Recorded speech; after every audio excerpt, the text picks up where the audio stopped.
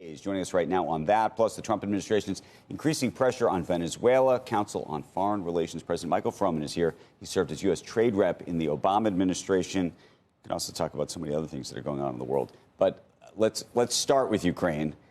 Do you think we're actually going to get a deal? What do you think that deal is going to look like? And is this ultimately the solution that everyone's been after?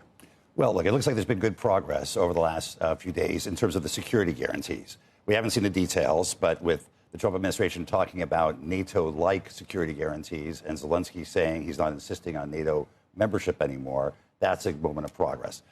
If NATO-like means we have coalition of NATO partners willing to put troops on the ground as a tripwire in Ukraine, that could be meaningful. Whether the U.S. is there, how the U.S. supports that, that could be a meaningful step. The question is whether anything that Zelensky can agree to, Putin will agree to. Well, it's a weird thing to think, like, who does the Trump administration, who does President Trump specifically think is the one who's holding out? He's gone back and forth. It used to seem like he thought Zelensky was the one who was causing this problem. Now it seems like he's thinking maybe more Putin.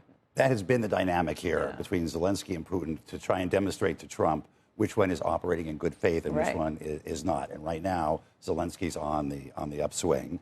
And there's been ongoing talk about increasing sanctions on Russia if they don't respond positively. But so far, Russia hasn't really moved off its maximalist goals from even before the war, including wanting more territory than it has managed to. Than they even occupied. Some of this started, or I shouldn't say started, but some of this moved ahead a couple months ago when Treasury Secretary Bessent got involved, and there was all of this idea of a strategic sort of economic deal between the U.S. What do you think that would look like on the other side of this?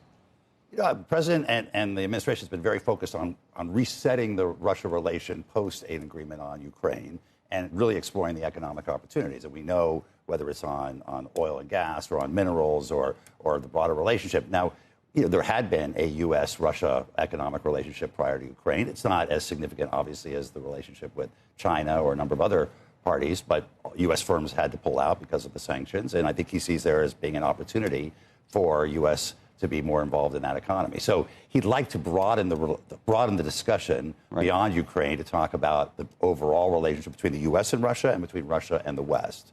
And one of the most interesting parts of the national security strategy that the administration put out about 10 days ago was they no longer talked about Russia as really a competitive threat. It was an issue, an existential issue for Europe, and the U.S. was going to have to stay involved in order to mediate between Europe and Russia. We weren't on a party to the concern as we had been before. Okay, throw Ukraine into the mix. I'm sorry, not Ukraine, Venezuela into the mix. I apologize. It's early in the morning here.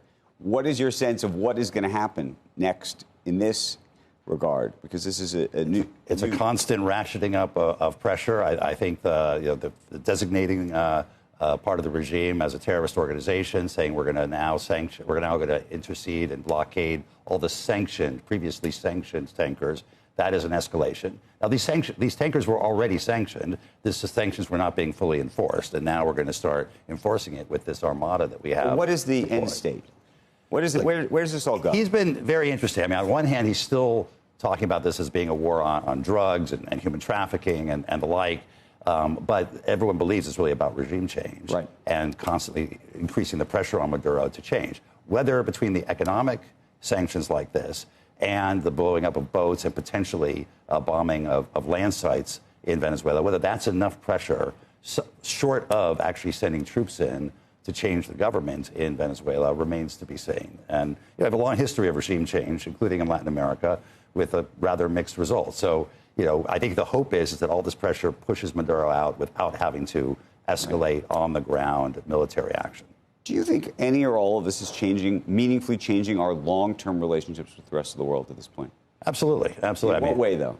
Well, first, again, the administration has now come out clearly and said this is really our number one priority is the Western Hemisphere. It's our border. It's the things that threaten the homeland, including migration and drugs coming from Latin America. So Latin America is going to get a lot of attention, starting with Venezuela. And that, I think, changes certainly the relationship there. I think what the other interesting part is what does it mean for China and Russia? We're not really talking about great power rivalry anymore. We're talking about trying to come up with a mutually beneficial economic relationship with China rather than China being the pacing threat for U.S. national security.